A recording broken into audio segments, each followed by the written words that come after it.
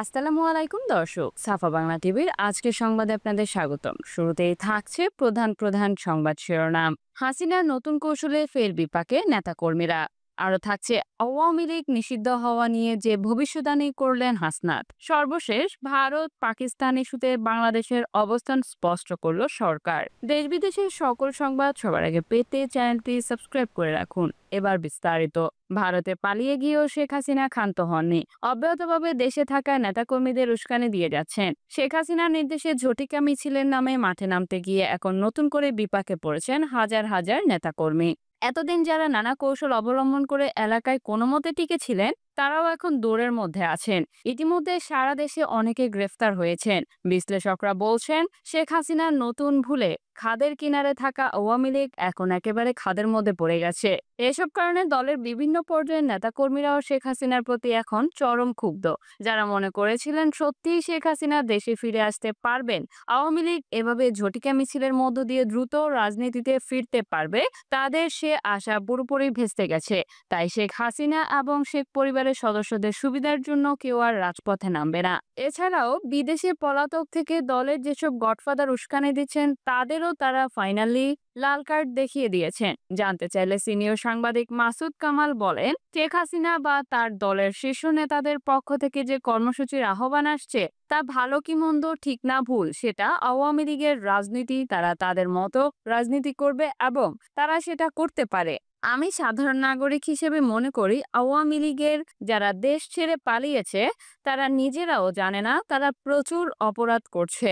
এর বিচার হলে তাদের সাজা ভোগ করতে হবে, এটাও তারা জানে না। তিনি আরো বলেন, আওয়ামী লীগের পালিয়ে যাওয়া এবং এই লোকের সংখ্যা খুব বেশি হলে 10,000, কিন্তু সারা দেশে তাদের নেতাকর্মী তো আরো অনেক বেশি। বাকিরা দেশেই আছে, কেউ জেলে আছে, কেউ পালিয়ে আছে, কেউ আবার স্বাভাবিক জীবনযাপন করছে। যারা পালিয়েছে তারা মূলত দুর্নীতিগ্রস্ত অপরাধী। তারা আবার রাজনীতিতে নিজেদের পুনর্বাসিত করার জন্য অনেক কিছুই করবে। তারা কর্মসূচি দিবে, কর্মসূচির পেছনে টাকা ঢালবে, প্রয়োজনে তারা সন্ত্রাসী কর্মকাণ্ড পরিচালনা করবে। প্রতিটা বিপ্লব ও গণ অভ্যুত্থানের পর পরাজিত ব্যক্তিরা এগুলো করে। এটা নতুন নয়, এটা তাদের রাজনীতি। কিন্তু এখানে আওয়ামী লীগ নেতাকর্মীদের সিদ্ধান্ত নিতে হবে, তারা এই ধরনের কড়াপট লিডারশিপের পেছনে থাকবে নাকি নিজেরাই বিকল্প লিডারশিপ গড়ে তুলবে। চলে যাচ্ছি পরের সংবাদে।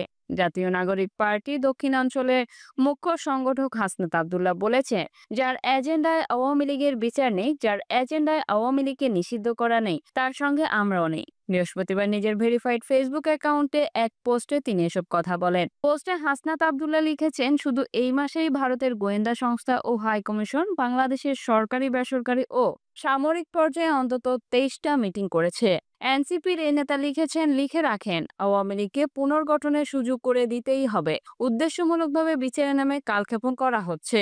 একটা পর্যায়ে গিয়ে বলা হবে, এক সময়ের জনসমর্থিত রাজনৈতিক দলকে নিষিদ্ধ করা আমাদের কাজ নয়। হাসনাত আব্দুল্লাহ লিখেছেন, যার এজেন্ডায় গণহত্যাকারী আওয়ামী লীগের বিচার নাই, যার এজেন্ডায় আওয়ামী লীগকে নিষিদ্ধ করা নাই, তার সঙ্গে আমরা নাই।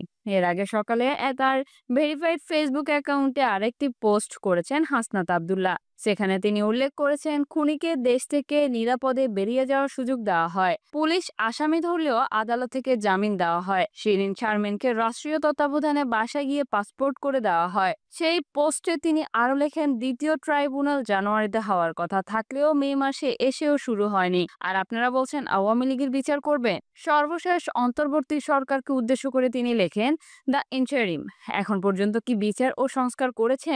উল্লেখ্য, গত বছরের 5 অগাস্ট ছাত্র জনতার অভ্যুত্থানে পতন হয় আওয়ামী লীগ সরকারের। ওই আন্দোলনের নেতৃত্ব দেওয়া প্ল্যাটফর্ম বৈষম্য বিরোধী ছাত্র আন্দোলনের অন্যতম শীর্ষ নেতা ছিলেন হাসনাত আব্দুল্লাহ। আন্দোলনকারী শিক্ষার্থীদের নেতৃত্বে গত 28 ফেব্রুয়ারি ঘোষণা করা হয় নতুন রাজনৈতিক দল এনসিপির। এতে অন্যতম শীর্ষ পদে আসেন তিনি। চলে যাচ্ছি পরের সংবাদে। ভারত ও পাকিস্তান পাল্টাপাল্টি হামলার ঘটনায় প্রতিক্রিয়া জানিয়েছেন বাংলাদেশ। বুধবার দুপুরে পররাষ্ট্র মন্ত্রণালয় এক বিবৃতিতে উভয় পক্ষকে সংযম প্রদর্শনের আহ্বান জানিয়েছে। কূটনৈতিক প্রচেষ্টায় চলমান উত্তেজনা কমবে এবং শান্তি বিরাজ করবে বলে আশাবাদী বাংলাদেশ। বিবৃতিতে পররাষ্ট্র মন্ত্রণালয় বলছে, ভারত ও পাকিস্তানের ক্রমবর্ধমান পরিস্থিতি নিবিড়ভাবে পর্যবেক্ষণ করছে বাংলাদেশ সরকার। চলমান পরিস্থিতি নিয়ে গভীর উদ্বেগ প্রকাশ করছে।